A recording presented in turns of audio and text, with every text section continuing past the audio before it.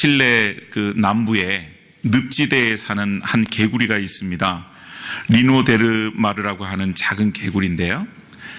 이 개구리가 이제 그 특별한 점이 있습니다. 보통은 개구리가 알을 낳을 때 그 알이 이제 젤리 같은 것에 이렇게 쌓여져 있어서 수풀 같은 데다가 그 강물 속에다가 그 알을 낳습니다. 그런데 이 개구리는 암컷이 알을 낳을 때 역시 젤리 같은 데 쌓여져 있는 알을 낳지만 그 옆에 있는 수컷이 그 알을 낳자마자 입으로 삼켜버린다는 거죠.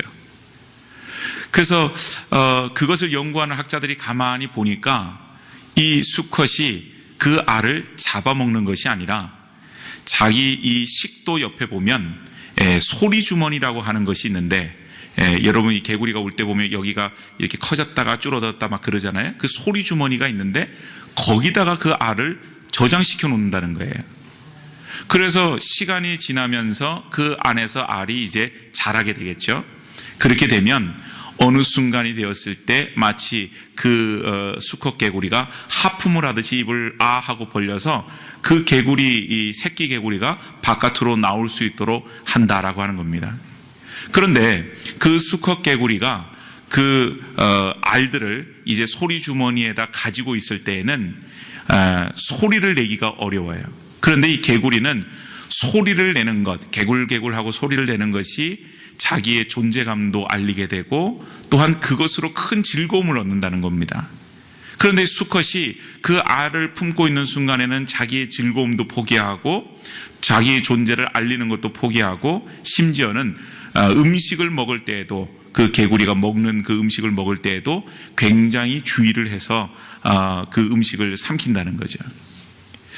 여러분 동물들이 하는 걸 보면 때로는 이렇게 우리에게 배울 것을 주는 그런 동물들 이야기가 참 많이 있습니다. 어떻게 그렇게 오랜 시간 동안 그 알을 갖다가 보관을 하고 자기의 욕망을 누르고 그렇게 할 수 있을까? 사람들은 저마다 뭐 모성애, 부성애 이런 걸 가진 분들이 많이 있고 또 어떤 분들은 특별히 그것을 많이 가진 분이 있고 적게 가진 분이 있고 또 그렇습니다.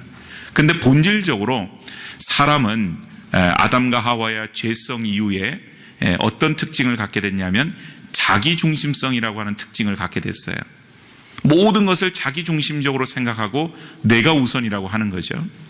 그렇게 하다 보니까 오늘날 특별히 이 현대사회가 개인주의화 되어지고 자기중심성이 커지는 사회가 되다 보니까 누구를 위하여서 내가 희생하고 헌신하고 하는 것이 점점 하지 않는 그런 시대가 되어지는 것 같습니다. 그래서 자기의 자식이나 식구를 위한 헌신 외에 심지어는 자기의 자식이나 식구를 위한 헌신도 점점 하지 않게 되는 그런 그 모습들이 현대사회의 많은 현대인들의 삶의 모습에서 우리가 볼 수가 있는 것이죠. 근데 여러분 오늘 성경을 보면 한 헌신된 사람의 이야기가 나옵니다. 그 사람의 이름이 1절에 보니까 에바브로디도라고 하는 사람입니다. 이름이 좀 길죠? 에바브로디도. 이 사람이 바울에게 있어서 아주 충성스럽고 헌신적인 동력자로서 기록이 되어져 있습니다. 성경에 보면 이름이 없는 게 아니라 이름이 기록되어 있지 않은 바울의 동력자들이 많이 있었습니다. 그런데 이 사람은 특별히 이렇게 이름이 기록되어 있을 뿐만 아니라 이 사람에 대해서 이야기를 하고 있는 거 보면 바울이 이 사람을 어떻게 생각했는지를 알 수가 있고 또한 에바브로디도라고 하는 사람이 어떤 인물인지에 대해서 우리가 좀 더 생각해 볼 필요가 있는 것이죠. 오늘 우리는 이 세상에서 어떤 삶을 살고 있나요? 그저 하루하루 살아가면서 매일매일의 삶이 그저 동일하고 또한 나 자신 건사하기도 바쁜 채 그렇게 살아가고 있는지 아니면 주변을 돌아보고 나의 도움이 필요한 사람이 없는지 내가 도와줄 사람이 없는지 그런 것들을 좀 살펴보면서 살아가고 있는지 모르겠습니다. 오늘 우리가 하나님 앞에서 헌신으로 세워져야 되는 그런 그 가운데 있습니다. 오늘은 특별히 우리 교회 창립 17주년을 맞이하고 있지 않습니까?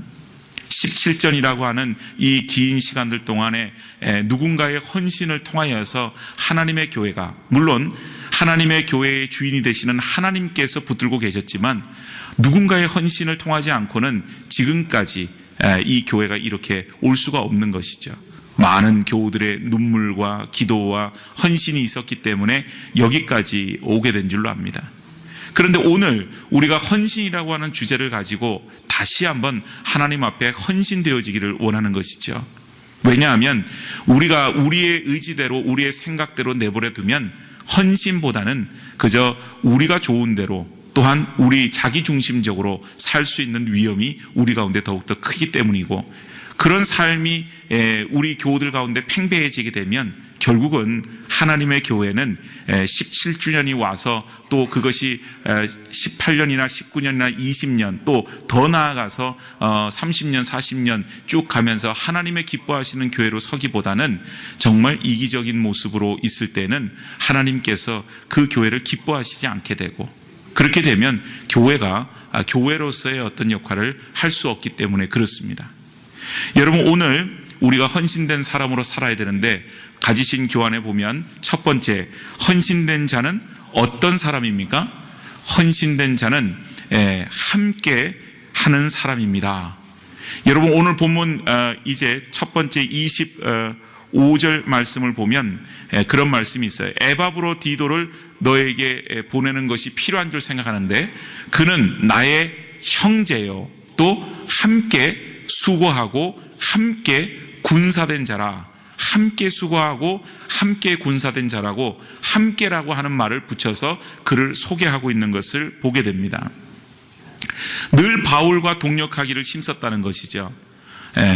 그런데 여러분, 동력한다고 하는 것은 결코 쉬운 일이 아니에요. 여러분들은 어떠세요? 어떤 일을 할 때 혼자 일하는 편이세요? 아니면은 더불어서 함께 하는 것을 좋아하는 편이세요? 사람들은 저마다 특징이 있지만 대부분 보면 혼자 일하는 것이 속이 편하다고 합니다. 왜 그렇습니까?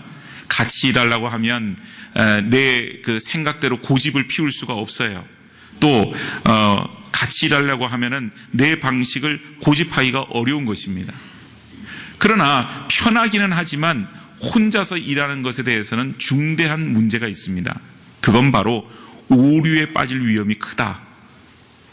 그 얘기는 뭐냐면 내가 지금 잘하고 있는지 잘못하고 있는지, 바르게 하고 있는지 바르게 못하고 있는지, 그것을 점검받기가 어렵다라고 하는 것이죠.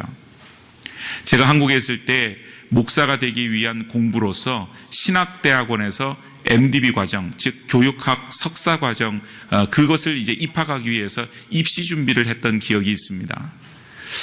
제가 다녔던 학교는 들어가는 것이 꽤 힘이 들었었어요. 그래서 아무리 서울대를 나오고 공부를 잘하는 학생도 단번에 붙는 경우는 거의 드물었습니다. 그래서 하는 얘기가 정말 신대원 가는 것이 재수는 필수, 삼수는 선택, 뭐 그런 얘기가 있을 정도였어요. 그런데 첫 해에 공부를 하면서 저 혼자의 힘으로 막 공부를 해봤어요. 그런데 안 됐습니다, 시험에. 그리고 나서 다음 해에 되니까 사람들이 그런 얘기를 해요. 공부를 할 때는 함께 그룹을 이루어서 해야 된다고. 그래야만 합격할 수 있다고. 근데 그때만 하더라도 별로 제가 그거에 대해서 심각하게 생각하지 않았어요. 그리고 나서 또 공부하다가 또 미끄러졌어요. 그리고 나서는 이제 그 말을 귀담아 듣고 사람들을 모아서 같이 스터디 그룹을 만들어서 공부를 하기 시작했습니다. 하다 보니까 여러 가지 것들을 깨닫게 됐어요. 그전에는 나름대로 공부를 열심히 했다고 생각하고 공부한 내용에 대해서 많이 알고 있다고 생각을 했는데 같이 하다 보니까 내가 공부했던 것이 좀 부족했구나라고 하는 것을 깨닫게 되었습니다. 또 때로는 공부하는 방향에 대해서도 내가 하고 있는 이 방향이 잘못됐다는 것을 깨닫게 되고 수정도 하게 되었어요. 함께 공부하다 보니까 때로는 시간을 맞추기가 어려울 때도 있었습니다. 또한 때로는 어떤 경우는 공부를 하는 양이 1시간에서 오는 공부가 더 잘 되니까 더 하고 싶은 마음도 있지만 함께 하다 보니까 그것을 맞추어서 해야 되는 그런 때도 있었어요. 불편한 게 있었죠. 그렇지만 함께 공부하는 것으로 인해서 얻는 유익이 컸고 결국은 그 대학원에 들어갈 수가 있었습니다. 여러분, 우리가 함께 한다라고 하는 것은 우리에게 불편함을 주죠. 그러나 함께 하는 것 자체가 우리에게는 훈련의 과정임을 기억해야 할 것입니다. 목회도 마찬가지 아니겠습니까? 제가 여러분들과 함께 할 때에 그 목회가 정상적으로 갈 수가 있는 거죠. 여러분, 단체 관광, 패키지 관광이라는 걸 가보신 적이 있습니까? 그 관광을 보면 가이드가 깃발을 하나 들고 다녀요. 그러면 사람들이 막 흩어져서 저마다 구경을 하고 있다가도 그 깃발을 보고 우르르르 쫓아갑니다.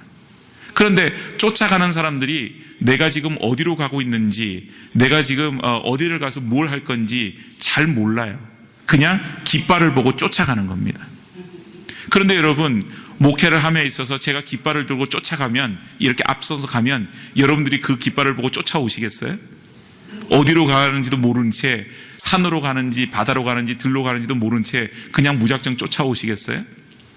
그럴 수도 있겠죠. 그러나 그것은 엄밀히 말하면 건강한 교회가 될 수가 없습니다. 제가 가지고 있는 비전과 여러분들이 가지고 있는 교회에 대한 비전이 같이 가야 돼요. 한 마음이 되어야 돼요. 함께 그 길을 걸어갈 때에 하나님께서 하시는 일들을 함께 경험할 수 있고, 그럴 때에 우리 교회의 믿음의 크기가 더 커지게 될 수가 있는 것이죠. 여러분, 우리가 함께 한다고 하는 것은 단지 그냥 우리의 것을 좀 양보하고 그저 함께하고 그런 정도의 차원의 것은 아닙니다. 사실 함께 한다고 하는 것은 서로 사랑하는 것이죠. 오늘 여러분 본문 26절을 보면 에바브로디도가 걱정하는 장면이 하나가 나와요. 26절에 뭐라고 되어 있냐면은, 그가 너희 무리를 간절히 사모하고 자기가 병든 것을 너희가 들은 줄 알고 심히 근심하니라. 이 에바브로디도라고 하는 사람이 병에 걸렸는데 자기의 병에 걸린 것으로 해서 걱정을 하는 게 아니라 빌립보 교회 교인들이 그 소식을 듣고 염려하고 근심하는 것을 에바브로디도가 더 걱정하는 것을 봅니다. 여러분, 이 관계가 어떻게 느껴지세요?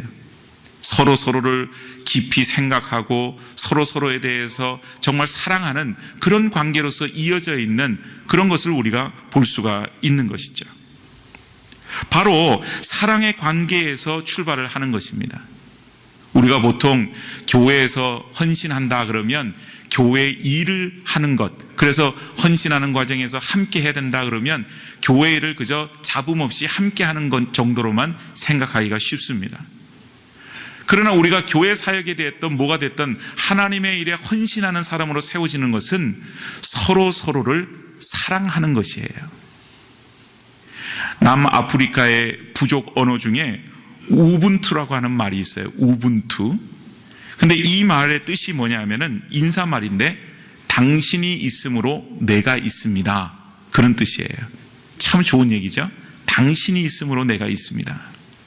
그래서 그 부족을 연구하는 인류학자가 이제 아이들을 불러놓고 통역에게 이제 그 설명을 부탁했어요. 그게 무슨 말인가 하면, 바구니를 하나 놓고서는 거기다가 아주 이 아이들이 보기에 혹할 만한 아주 달고 맛있는 딸기 이런 것들을 한 바구니를 담아 놓고서는 아이들한테 뭐라고 시키냐면, 저기서부터 시작해서 달리기를 할 건데 시작하고 달리기를 했을 때 1등 하는 사람에게 이 바구니에 담긴 딸기를 다 주겠다고, 그렇게 이제 그 학자가 얘기를 한 겁니다. 그래서 통역이 아이들 앞에서 그것에 대해서 설명을 다 했어요. 그리고 나서 시작하고 이제 출발선에서 아이들을 세워놓고 달리기를 시작하는데, 그 아이들이 그 순간에 갑자기 손을 다 잡고 그리고 걸어오는 거예요.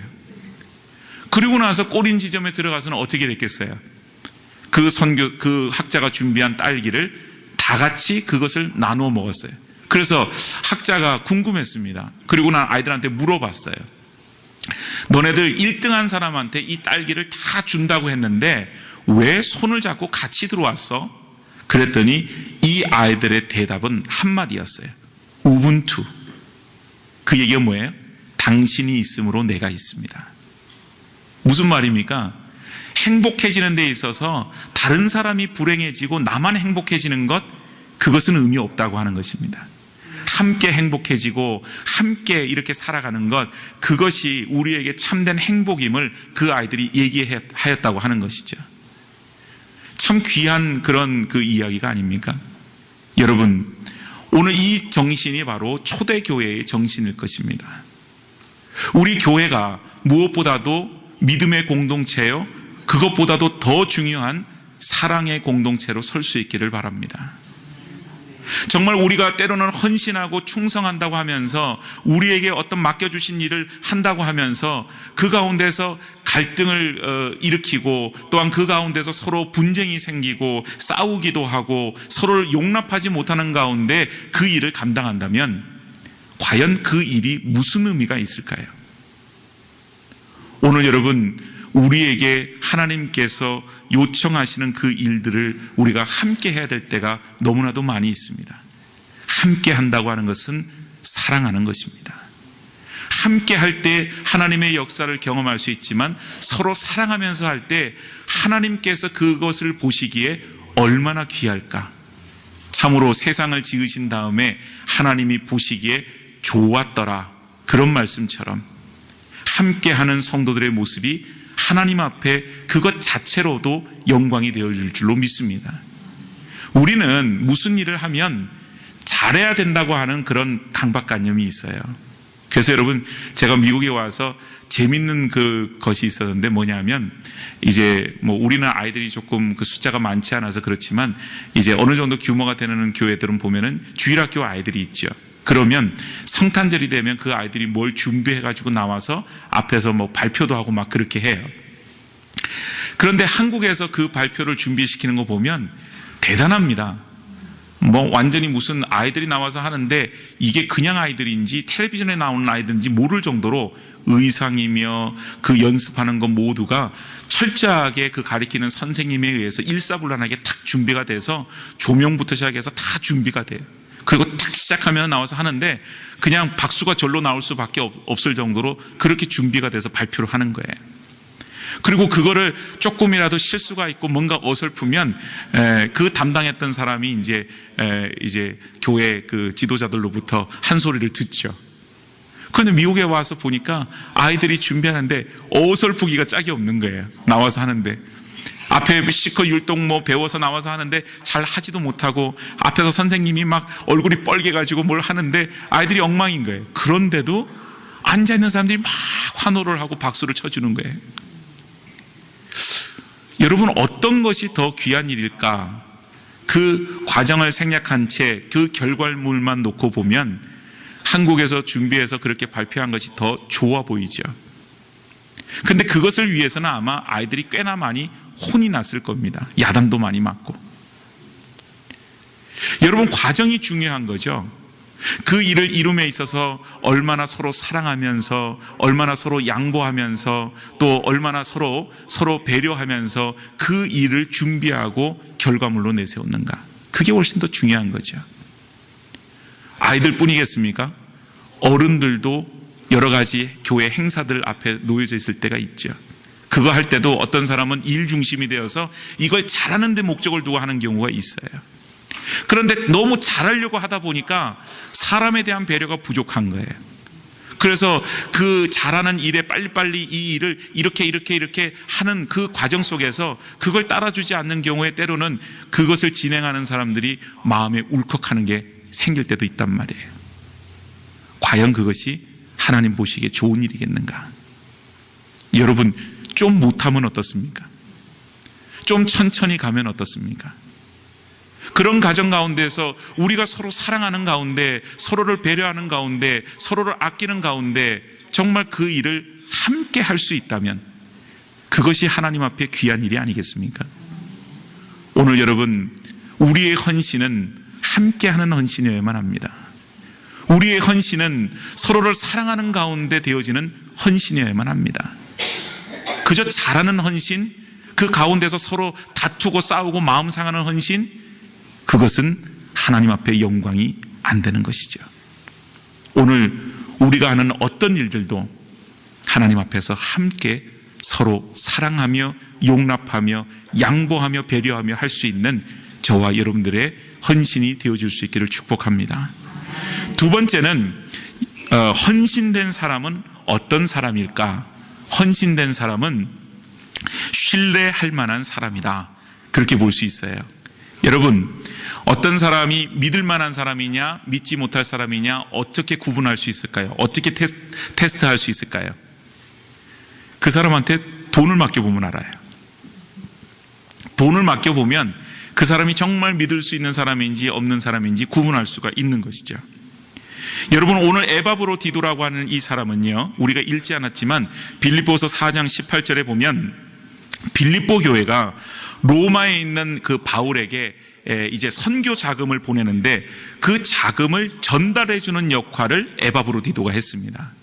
그러니까 빌립보 교회 입장이나 바울 입장이나 왔다 갔다 하면서 돈을 전달해 주는 이 에바브로는 상당히 신뢰할 만한 사람이다, 그렇게 볼 수가 있는 거죠. 그래서 누구에게 신뢰를 얻는다라고 하는 것은 사람의 눈치를 보는 게 아니에요. 여러분, 누가 있을 때 열심히 하고 누가 없을 때는 열심히 안 하면 그 사람 어떻게 신뢰하겠어요?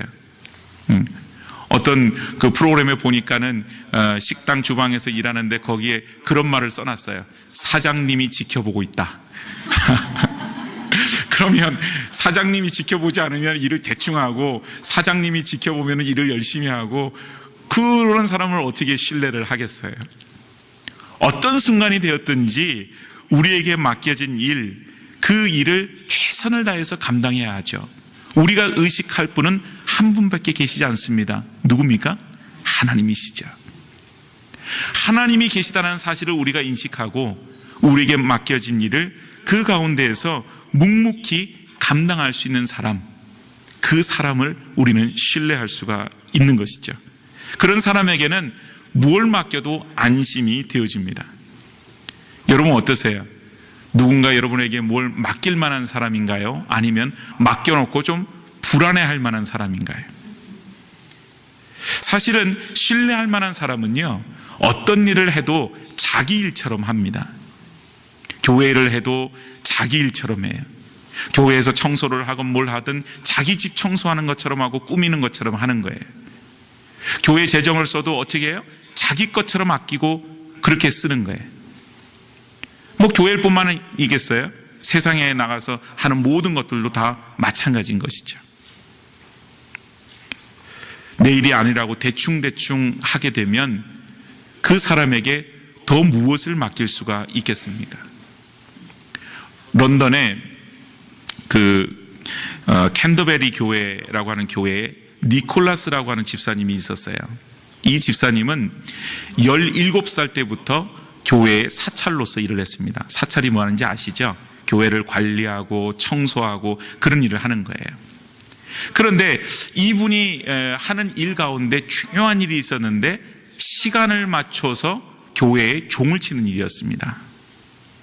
그런데 이분이 그것을 얼마나 성실하게 감당을 했는지 그분이 종을 치는 그 시간은 늘 언제나 일정했다고 하는 거죠. 그래서 그 종소리를 듣는 런던의 시민들이 그 종소리를 듣고 자기의 시간을 맞출 정도로 그렇게 정확하게 성실하게 일을 했다고 하는 겁니다. 그런데 하나님이 은혜를 주셔서 그 집사님에게 두 아들을 주셨는데 그 두 아들이 다 잘 됐어요. 영국의 가장 유명하다고 얘기하는 옥스퍼드 케임브리지 대학의 교수가 되었습니다. 그러니까 아들들이 잘 됐으니까 아버지한테 뭐라고 얘기하겠어요? 아버지, 이제 그 일 그만하셔도 돼요. 그만하세요. 저희가 다 이제 보살펴 드리겠습니다. 그렇게 얘기를 하는 거죠. 그런데도 이 니콜라이 집사님은 자기에게 주어진 이 일을 단지 일로 생각하지 않고 사명으로 생각하고 그만두지를 않아요. 그래서 무려 76세가 될 때까지 그 일을 합니다. 나중에는 병을 얻어서 몸이 온전치 못한데도 다른 건 몰라도 종 치는 것은 항상 그 시간에 가서 치는 거예요. 몸이 너무 안 좋은 가운데서 어느 날 그 종을 치는 시간이 되어서 가서 종을 쳤는데 종을 치고서는 그 자리에서 숨을 거두고 말았습니다. 그리고 나서 여러분, 나중에 엘리자베스 영국 여왕이 그 얘기를 듣게 됐어요. 그래서 이 니콜라스 집사의 그 일들을 쭉 듣고서는 그 니콜라스 집사를 위하여서 황실의 무덤을 내어줬다고 하는 거예요. 수많은 성직자들이 돌아갔지만 황실의 무덤을 내어주는 경우가 없었는데 교회를 관리하는 사찰 집사에게 황실의 무덤을 내어줬고 또 그 자녀들은 귀족급의 대우를 해 주었다라고 하는 것입니다. 그것뿐만 아니라 로마에 있는 런던에 있는 많은 시민들이 그의 죽음을 애도하면서 가게의 문을 그날을 닫았어요. 심지어는 술집 문까지도 다 닫고 그를 애도했다고 하는 거죠. 그래서 본의 아니게 그날이 공휴일처럼 되었다. 그렇게 이제 되었다고 하는 것이죠. 여러분, 우리에게 맡겨진 그 일들이 어떤 일인지는 사실은 중요하지 않습니다. 사람들이 봤을 때 인정을 받을 만한 일인가? 소위 말하면 큰 일인가? 아니면 인정받지 못할 만한 작은 일인가? 내가 이 일을 하면 사람들이 어떻게 생각할까? 그런 거 사실은 중요하지는 않아요. 교회도 보면 이제 그런 그 일의 종류가 나누어지는 경우가 있어요. 목회도 큰 목회, 작은 목회 그렇게 이해하는 분이 있더라고요. 그래서 좀 이해가 안 가요. 큰 목회는 뭐고 작은 목회는 뭔지.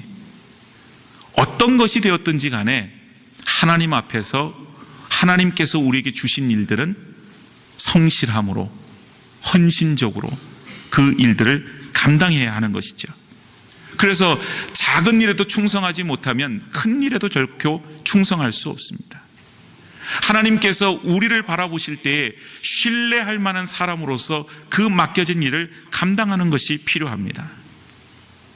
여러분, 고린도전서 4장 2절에 보면 맡은 자에게 구할 것은 충성이니라 그랬어요. 달란트 비유에서 보면 1달란트 맡은 사람, 2달란트 맡은 사람, 5달란트 맡은 사람 얘기가 나오죠. 5달란트 맡은 사람이 열심히 일을 해서 5달란트를 남깁니다. 그러면 2달란트 맡은 사람이 나는 왜 2달란트밖에 안 줘? 그리고는 2달란트를 남기지 못하는 일이 있었으면 결국은 1달란트 맡은 사람이 그렇게 했던 것처럼 주님의 책망 아래에 머무를 수밖에 없는 것이죠. 그러나 1달란트 받은 사람은 책망을 받았지만 2달란트 받은 사람은 어떻게 했을까요? 5달란트 받은 사람과 똑같이 했어요. 그래서 또 2달란트를 남긴 것입니다. 우리 모두가 다 5달란트 받은 사람이겠어요? 아니에요, 여러분. 우리 가운데는 4달란트, 3달란트, 2달란트, 심지어는 1달란트 받은 사람도 있을 수 있습니다. 그러나 우리가 1달란트 받았다고 해서 성경에서 나오는 1달란트 받은 사람처럼 땅에다 묻어 놓겠습니까? 그것은 책망받을 일이죠.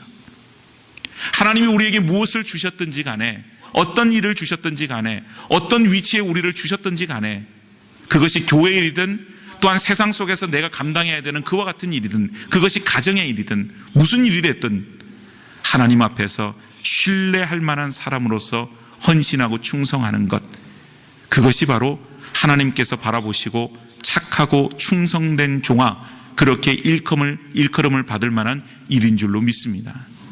오늘 여러분, 우리는 신뢰를 받을 만한 사람인가요? 아니면 맡겨진 일들에 대해서 우리가 무책임하게 그 일을 함으로써 맡겨준 분에 의해서 늘 불안해할 만한 그런 사람으로 우리가 놓여져 있는지요? 일을 못하는 것은 괜찮습니다. 그 사람의 능력이 그거밖에 안 되니까.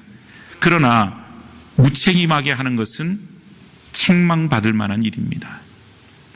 오늘 저와 여러분들이 하나님의 신뢰받을 만한 헌신된 일꾼 되어줄 수 있기를 바랍니다. 그래서 정말 그것이 작은 일이라 할지라도 하나님이 우리를 바라보시고 잘하였다, 착하고 충성된 종아, 그렇게 일컬음을 받을 만한 귀한 주의 일꾼들 되어줄 수 있기를 바랍니다. 세 번째는요, 헌신된 사람은 어떤 사람일까? 주인의 필요를 채워주는 사람입니다. 에바브로디도는요, 죽을 병에 걸렸다가 나음을 얻었어요. 그런데 오늘 여러분 이 마지막 절 30절 말씀을 보면 그럼에도 불구하고 자기 몸을 돌보는 일보다는 뭘 하느냐? 그가 그리스도의 일을 위하여 죽기에 이르러도 자기 목숨을 돌보지 아니한 것은 나를 섬기는 너희 일에 부족함을 채우려 함이니라.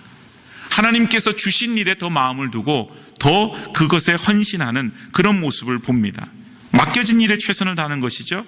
계시록 2장 10절에 보면 서머나 교회에게 내가 죽도록 충성하라, 그러면 생명의 면류관을 내게 주리라 그랬어요. 그런데 우리가 충성해라, 죽도록 충성해라, 그런 얘기 많이 듣습니다. 그런데 방향을 잘 설정을 해야 돼요. 무슨 말이냐 하면 우리의 삶의 주인이 되시는 주님께 충성해야지, 우리가 그것을 내 마음대로 열심을 낸다고 해서 충성한다고 생각하면 안 된다고 하는 겁니다. 죽도록 충성하려고 하는 그 마음을 가진 사람에게 성령께서는 어떻게 해야 되는지를 가르쳐 주십니다. 그래서 주인의 마음이 어떤지를 헤아리는 것이 먼저지 충성하는 것이 먼저가 아니에요. 에바브로디도는 바울의 가려운 데를 긁어주는 그런 존재였어요. 그래서 바울이 나이가 위였지만 에바브로를 향하여서 나의 형제라, 그렇게 이야기를 하고 있는 것을 봅니다. 여러분, 잠언 25장 13절에 보면 충성된 사자는 그를 보낸 이에게 마치 추수하는 날의 얼음 냉수 같아서 능히 그 주인의 마음을 시원하게 하느니라 라고 하는 말씀이 있습니다. 제가 참 좋아하는 말씀인데요, 하나님의 종은, 하나님의 일을 하는 사람은 이와 같은 자세가 있어야 돼요. 내 마음을 시원하기 위해서 하나님의 일을 하는 게 아니라 나를 보내신 주인의 마음을 시원하게 하기 위해서, 정말 여름의 더운 날에 얼음 냉수와 같이 그 주인의 마음을 시원하게 해주는 사람, 그 사람이 하나님 앞에 온전한 헌신된 사람이다, 그렇게 얘기를 할 수가 있는 것이죠. 여러분, 어떤 주인이 하인에게 아직 이야기를 하지 않고 그냥 다른 사람과 얘기하는데, 오늘 시장에 갔다 와야 될 것 같아, 그런 얘기를 했어요. 그런데 지나가던 하인이 그 얘기를 들었습니다. 그리고 나서는 시장에 갔어요. 시장에 가서 한참 있다가 돌아왔습니다. 주인이 물어요. 너 어디 갔다 왔니? 그랬더니 하인이 얘기합니다. 저 시장 갔다 왔습니다. 시장에 왜 갔어? 그랬더니 주인께서 아까 어떤 분하고 얘기하는 거 보니까 시장에 가야 될 것 같다고 얘기를 하셔서 제가 시장을 갔다 왔습니다. 이렇게 얘기를 한다면 주인의 속이 얼마나 터지겠어요. 목적도 없이 그냥 가는 거예요. 옛날에 하는 말로 이런 얘기가 있어요. 속담인지 그냥 전해내는지 모르겠어요. 남들이 다 장에 가니까 요광지고 장에 간다, 그런 말이 있어요. 무슨 말인지 아세요, 여러분? 남들이 장에 가는 이유가 뭐냐면 자기가 가지고 있는 물건을 팔러 가는 거예요. 열심히 물건을 팔러 가는데 자기는 팔 게 없는 거예요. 그러니까 남들이 시장 가니까 나도 가고 싶고, 그래서는 팔 게 없으니까 집에 요광을 지고 장에 간다, 그런 얘기입니다. 얼마나 이상한 얘기예요. 오늘 여러분, 우리가 하고 있는 일이 우리의 열심을 이루는 일이 되면 안 됩니다. 하나님의 열심, 하나님께서 정말 하고자 하는 그 일을 이루어 드리는 일에 우리가 마음을 둬야 돼요. 그래서 바로 충성된 사자는 어떤 사람이라고요? 여름날의 얼음 냉수와 같아서 능히 그 주인의 마음을 시원하게 하느니라. 어떤 사람은 이제 교회에서 무엇이 필요한지 그것을 누가 말해주지 않아도 착 보고는 이게 필요할 것 같아, 이걸 하면은 우리 교우들이 좋아하고, 이걸 하면은 우리 모두가 다 정말 신앙생활하는데 도움이 될 것 같아, 앞장서서 그 일을 감당하는 그런 분이 있어요. 누구나 하기 다 귀찮아하고 힘들어하지만 거기에 마음을 두고 헌신하는 분들이 있다는 거예요. 그걸 볼 때마다 얼마나 귀한지 모릅니다. 여러분, 우리가 무엇을 해야 될 때에는 우리가 하고 싶어 하는 것도 아니고 정말 주님께서 우리에게 원하시는 그것을 감당하는 사람, 주님은 뭘 원하실까요? 무엇에 헌신되기를 원하실까요? 그냥 교회 와서 정신없이 아침부터 저녁까지 그냥 일하는 데에 이 모든 에너지를 바치는 그런 사람, 그런 헌신을 주님 원하실까요? 옛날에 보니까 어떤 교회에서 일을 하시는 그 권사님을 봤는데, 이 권사님은 하는 게 얼마나 많은지, 교회 성가대도 합니다, 주일학교 교사도 합니다, 구역장도 구역을 하나만 맡은 것이 아니라 2개를 맡아서 수고해요. 거기다가 또 여성교회 또 임원이 되어서 또 섬깁니다. 뭐 정신이 없는 거예요. 교회 오면 아침부터 주일학교 교사하고 성가대하고 여성교회 뭐 회의도 하고 뭐도 하고 너무 바빠요. 근데 과연 그렇게 바쁜 것이 하나님을 위해서 헌신하는 일인가? 여러분, 오늘 하나님께서는 무엇보다도 기도와 말씀 가운데 헌신하는 것을 원하시는 줄로 믿습니다. 우리가 기도하고 말씀을 읽어야 되는 이유가 있어요. 말씀을 우리가 읽고 말씀 가운데 헌신을 하게 될 때 주님의 뜻을 알 수가 있어요. 또 기도 가운데 헌신을 하게 될 때 하나님께서 우리의 삶을 인도하여 주시는 것을 우리가 경험하게 됩니다. 그러니까 다른 말로 하면 말씀도 읽지 않고 기도 생활도 하지 않고 교회에 헌신하게 되면 그게 하나님 앞에 헌신이 아니라 자기의 열심을 이루는 헌신이 될 위험이 높다라고 하는 것입니다. 그래서 주의 교회에서 일을 하기 전에 뭘 해야 돼요? 주의 말씀 앞에 서야 되고 주님께 기도하는 일에 마음을 둬야 되고 하나님 앞에 예배하는 일에 우선 마음을 두고 해야 되는 거예요. 그리고 나서 하나님을 위해서 내가 뭘 할 건가 기도하는 중에 하나님께서 인도하시는 대로 그때 되면 하나님이 인도하여 주시는 거죠. 그 일에 마음을 두고 헌신을 해야 되는 것입니다. 우리의 모든 일은 하나님 나라 확장에 있어야 됩니다. 복음을 위한 일에 있어야 된다고 하는 것이죠. 여러분, 미셔너리 처치라는 말 들어보셨어요? 선교적 교회라고 하는 겁니다. 이 선교적 교회라고 하는 것은 선교사를 많이 파송하는 교회, 또 재정의 많은 부분을 선교에 드리는 교회, 그것을 의미하지 않습니다. 이 선교적 교회라고 하는 것은 교회의 모든 목적과 교회가 가는 모든 그 길들이 선교적인 관점에서 목적을 세우고 선교적인 관점에서 그 일을 해나가는 그런 교회를 이야기를 해주는 것입니다. 즉 우리가 오랫동안 신앙생활을 하는 그런 경우에 어떤 그 습관이 드냐면은 기존 모든 그 교인들 중심으로 교회가 돌아가기를 원하는 그런 마음을 품을 때가 있어요. 내가 신앙생활을 이 교회에서 몇 년을 했는데 그러면서 거기에 중심이 되어서 모든 것을 하려고 하는 그런 잘못된 습관에 빠질 수가 있습니다. 근데 교회는 복음을 위한 교회, 선교를 위한 교회로 서야 되겠죠. 그래서 그런 교회로 설 때는 사실은 새로 오는 사람들한테 가급적이면 모든 초점을 맞춰주는 거예요. 그래서 한 영혼이 믿음 안에서 바로 세워지고 구원을 받고 정말 그 영혼이 하나님의 백성 될 수 있는 일에 온 교회가 마음을 두는 겁니다. 그러면 당연히 기존 신자들은 불편해질 수밖에 없어요. 그래서 여러분, 오늘 우리가 생각하는 것이 그겁니다. 오늘 우리가 왜 믿음 생활을 하는가? 그것은 엄밀하게 말하면 우리가 편하자고 하는 거 아니에요. 때로는 예배당이 좀 더울 수도 있고 좀 추울 수도 있고 여러 가지 그런 게 있을 수가 있어요. 때로는 화장실이 불편할 수도 있고 여러 가지 또 그런 문제들이 있을 수가 있어요. 주차장이 좁을 수도 있고 또한 예배드리는 시간이 자기랑 조금 안 맞을 수도 있고 여러 가지 일들이 있을 수 있습니다. 그런데 저마다 거기에서 소리를 내기 시작하면 그 교회가 어떻게 되겠어요? 어려워지는 거죠.